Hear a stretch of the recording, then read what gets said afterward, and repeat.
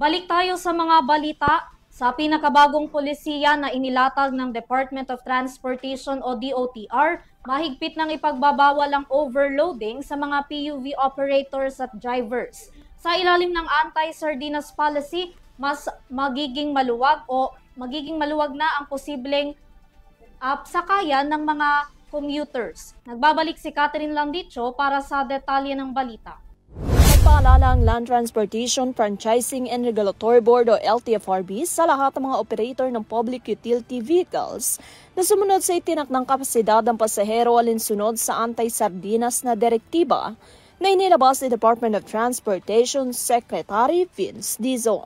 Layunin ng patakarang ito na matiyak ang kaligtasan at kaayusan ng biyahe ng commuting public at maiwasan ang matinding siksikan sa mga pampasaherong sasakyan. Ipinatutupad sa bawat PUV sa mga limitadong pasahero na siyam hanggang 12 pasahero lamang depende sa modelo. Sa jeepney at modern jeepney, hanggang 32 pasahero lamang. Sa bus naman maaaring humigit sa 50 pasahero, ngunit ipinagbabawal ang mga nakatayong pasahero lalo na sa long-distance trips. Nagbabala naman ang LTFRB na ang sinumang lalabag sa kautosang ito ay maaaring maharap sa multa o suspensyon ng kanilang prangkisa. Para sa URTV News, Catherine Landicho sumasaludo sa bawat Pilipino.